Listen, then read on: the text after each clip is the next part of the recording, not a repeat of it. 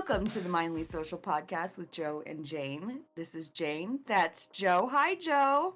Hi, Jane. How's it going? It's going great. Charlie, my cat, just opened the door to my recording studio, aka my boyfriend's office. So we have a special guest with us today. Hello, Charlie. Meow to you. How are you doing today, Joe? I am doing fine. I'm very glad that the holidays are over because now I can relax. Well, the holidays are not quite over for us yet because we're recording this right before New Year's. But when we release this, New Year's will be over. So I do have to ask you, Joe, do you have a resolution for this year? I want one, but I have not decided on one yet. So this is probably really weird, but I don't see New Year's as like a holiday. You don't see New Year's as a holiday? No, I never celebrate or anything like that. I just get the day off from work. That's it. You don't stay up for the midnight hour and kiss your wife? Sometimes. Depends. We used to play board games, but... Oh, that's fun. Now we just turn the music up really loud so that the dogs don't hear the fireworks. That's about it. Now you just fall asleep at midnight. Yeah. Fall asleep at 10 p.m. My wife usually wakes me up around 11:45, and then I go back to sleep after the ball drops. Well, one of my resolutions for this year is I'm going to clean up my social media. That's a very good one. It's one that has been bugging me for a really long time. My social media has been not great. In fact, I've been doing some research into how to clean up social media. Did you know that doom scrolling actually has an official definition? I did not. Well, and I say official definition in that the internet has given it an official definition. So the official definition of doom scrolling or doom surfing is the act of spending an excessive amount of time reading large quantities of negative news online. And that is the official definition of doom scrolling. So it's not even necessarily just scrolling and scrolling and scrolling, but it's reading large quantities of negative news online, which I thought was really interesting because I don't know about you, but in order to read negative news online, you kind of have to surround yourself with negative news. I mean, I guess that's true, but it's not that difficult to do because it really isn't that difficult, especially if you're on a site where the algorithm allows that to happen. Yes. And I think that's where we're very lucky on Mastodon that we have an opportunity to be algorithmless. Yep. And in order to ensure that we're spending our time wisely, I've researched some ways in which we can clean up our social media, and I wanted to share those with you today. Oh, that'd be awesome. So, one of the things that I wanted to talk to you about, and one of the things that has lately been bugging me is, what about social media makes you happy? The interaction with real people. Right. I cannot replace that interaction with AI or brand accounts or whatever. It just does not compare when you interact with real people. It's real people. And so one of the problems you run into with real people is you tend to run into misunderstandings. You tend to run into content you don't like or you might disagree with. You tend to run into offensive content. So it's really important that one of the things that you're doing is you're filtering out your content. So filters are one of the things that in my research that was really important. But at the same time, I think that it's also important that we have an aspect of self-responsibility in that if we're posting content that is offensive, that we're using content warnings so that those around us aren't hurt. But also if we're having perspective conflicts, that we understand that we're having perspective conflicts. and that we walk away from those conflicts, right? Um, because how many times have we had perspective conflicts that ended up in real conflict? Exactly, yeah. Yeah. So I wanted to kind of gather your perspective on those things. So I think that a lot of the issues in terms of like the conflicts and stuff like that, I think a lot of the issues are people are always on the defensive. And I think that it's very easy to take something the wrong way if you're already has the uh, predisposition of, the person's attacking you or the person's against you. I think that speak. Sorry for interrupting you, but I think that speaks to um, something people call good faith versus bad faith. Yes. So I try to always assume that somebody's approaching me in good faith, but it's so easy to assume that somebody's approaching you with a bad faith argument, especially if you've been in so many situations where bad faith arguments have been put upon you. Exactly, yes. And because of that, when you're always on the defensive, when you're always assuming that they mean the worst or they're against you, there's no way to bridge that gap between, you and the person you're talking to, because you're already basically assumed that they're not going to come to your side, they're not going to listen to you type thing. So how do you work around that, having those kind of misunderstandings without blocking somebody? It's all about the person you're dealing with. It's if their perspective is able to, recognize that you're not actually trying to fight them. Um, I've had multiple encounters on Mastodon where people have disagreed with me. Basically, they're like, I don't like what you're saying. What you're saying is wrong. Da da da.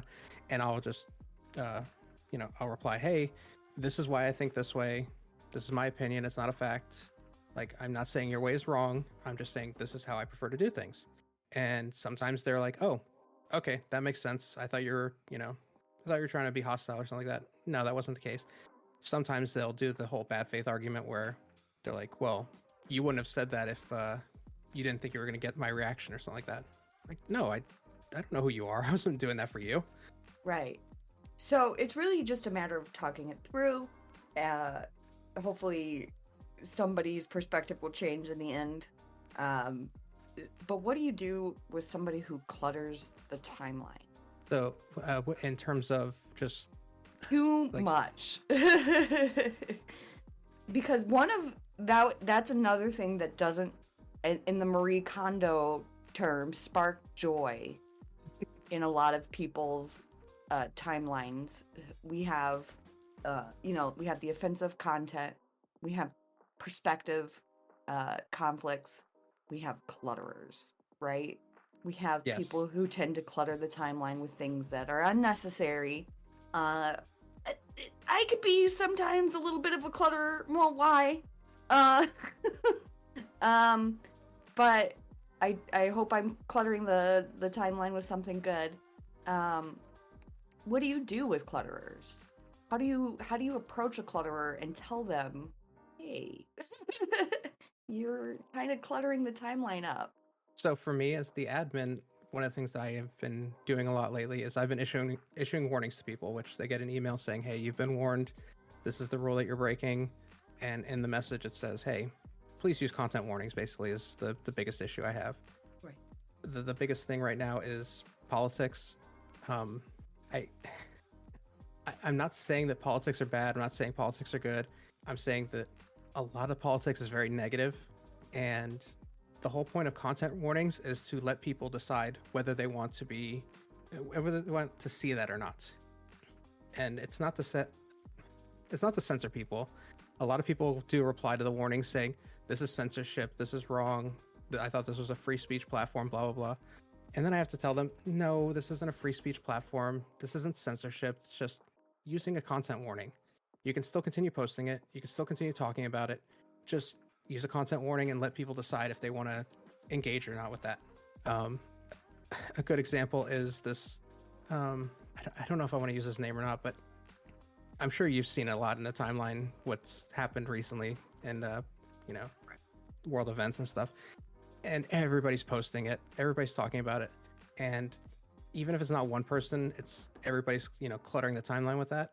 And even a content warning at this point would probably be a little, not enough. But Well, if I could interrupt you for just a yeah, moment, sorry. I can tell you why a big portion of that is a problem is because, I want to issue just a little bit of a trigger warning here for our listeners. Part of the problem with that person is that he is a sexual predator.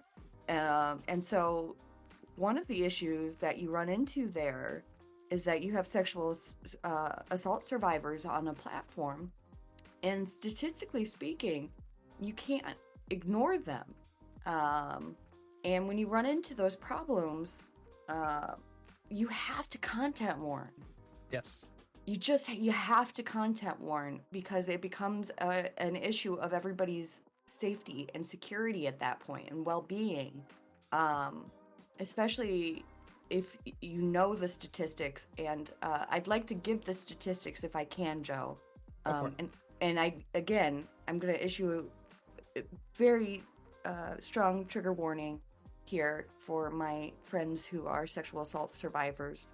But the statistics are 1 in 6 women are sexually assaulted or have been the victim of an attempted sexual assault within their lifetime. 1 in 33 men. Our trans family are 21 times more likely to be victims of sexual assault. So those numbers are staggering. And so when you run into those statistics, you have to be very careful when you're talking about any sort of sexual predator or any sort of sexual crimes. And I think that a lot of people don't take that into account, and they just make these jokes very kind of willy-nilly. And that's not good. I don't I say that's not good as if that's somehow the statement, but it's really an understatement. Yeah. It hurts people. It's very unmindful of people's well-being is the phrase I want to use. Yeah, when you make jokes about that kind of subject, the collateral damage is a lot wider than people think. Yeah, you're making fun of one person, but that joke is hurting a lot more people that are not even involved in that person's life. And in the words of Marie Kondo, that does not spark joy. No joy. No joy. So that's kind of my thoughts and feelings on so we've covered offensive content, we've covered perspective conflicts, we've covered clutterers. I mean, we already did talk about content warnings, but I wanted to do a little discussion about content warnings in terms of the podcast. And I would like to do like a little... Basically, what we do talk about a lot of sensitive topics here, because that's kind of like the whole point of this is to bring awareness to people. And there are a lot of sensitive topics on Mastodon. I try to put as many of the topics into the title as I can for each podcast. I would like to get better at content warnings inside of the podcast. You did a very good example when you did the trigger warning earlier. I need to get better at that. But I think that I just wanted to relay to the people listening that these are pretty sensitive topics, and we are doing our best to warn you ahead of time of them. If we do end up bringing up any topics that are, of a sensitive nature that I do miss when I, make the title and the description, let me know and I can go ahead and edit those. Yeah, we're really sensitive to people's needs. I don't know if you know this, Joe, but I am diagnosed with PTSD. So I actually have a lot of sensitivities towards triggers. So if anybody ever has any problems with anything that we do, all you got to do is let us know. We're willing to, change our behaviors in order to better ourselves. Yes, that's a very good way to put it.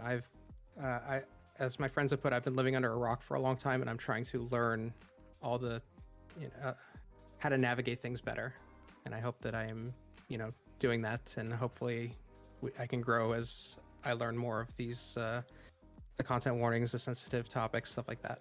The only way you're going to get better is to wake up every day and do a little bit better every day, right?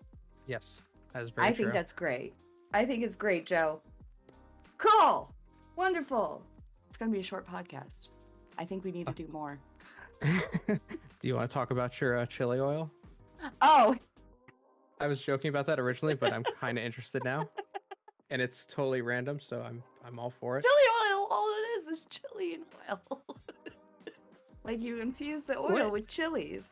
So it's just like a hot sauce? No, it's oil, but it's infused with chilies, and then you put the oil in your food.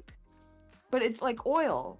It's like sesame oil and ginger oil, and there's like some vegetable oil, and you take your chilies and your garlic and you fry them up, and Wow. or you just buy the chili oil from the grocery store like I do. And then you put it in the ramen? And then you put it in the ramen. Or you put it in your eggs, or you put it I put it in everything. You put it in everything. Oh, I knew it. I knew you were going to say that. And that's why I have stomach problems, Joe. Because I'm native and I'm not supposed to be eating things that are not good for me. I have a very weak stomach. But does the chili oil bring you joy? Yes. But then it doesn't later bring me not joy afterwards. I'm not in so much joy in the immediate aftermath. It's the during that I'm joyful. Okay. The toot of the week. Toot of the week. It's the toot of the week, yeah. You're welcome. Okay.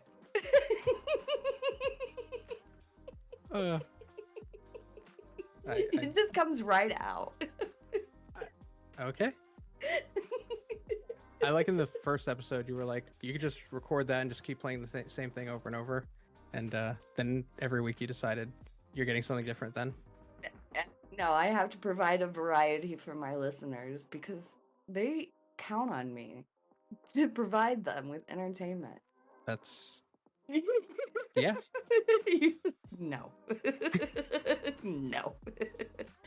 All right, Joe, what's your toot of the week? So my toot of the week comes from a user from Mindly.Social. Yep. Their username is DB Virago. Mm-hmm. I really should prep these ahead of time. His toot is very simple. It just says, "What if I like further ado?" I like it. It just made me laugh. So I was like, oh yeah, everyone's always without further ado. What about with further ado? With further ado, my toot of the week comes from mastodon.online, and it comes from user @BatKaren, and it says, any burrito can be a breakfast burrito if you just woke up. Nice, I like it. Totally unrelated, but I think you were the one who's commented on hot sauce with breakfast burritos. Good call. Yeah. I did that and it was good. Oh, well, thank you. You should try chili oil with it next time. Oh my god. Inside jokes. Inside jokes. Oh no, I'm keeping the chili oil segment. No. I'm keeping that. That's good information. Everybody needs to know about the chili oil. Chili oil is really delicious. It's gonna be funny. We're gonna get like a million comments that everyone's like, "How does this guy not know about chili oil?" And I'll be chili like, I don't oil know. is a very huge thing. I mean, it's everywhere. I don't know how. And I had not heard about it until I started talking to you, and then you're like, "Add it to your ramen." I'm like, "What?" Add it to your eggs. Add it to your everything, because that's what you should do. Add it to your orange juice. You know what? Add some toothpaste to your orange juice. You never know. Wow. Anyways, are we recording an outro now? I don't know if we have time. Do we have time? Oh, sorry, Henry Cavill, no time. No, not Henry Cavill. And fade out. Thanks for listening. And fade out. Oh, shouldn't we say like Happy New Year's? Because like this coming out in the new year. Screw it. Happy New Year's. Happy New Year's, Henry Cavill. Happy New Year's, Henry. I love you. Thank you for listening to the Mindly.Social podcast with Joe and Jane. The music of the Mindly.Social podcast is brought to you by Pixabay. The intro music is Energetic Hip Hop by Skill Cell. The background music is Jazzy Abstract Beat by Coma Media. You can find us on Mastodon. Joe is at Mindly.Social /@Cujo. Jane is at Mindly.Social /@Janie. Thank you again and have a great weekend. Bye-bye.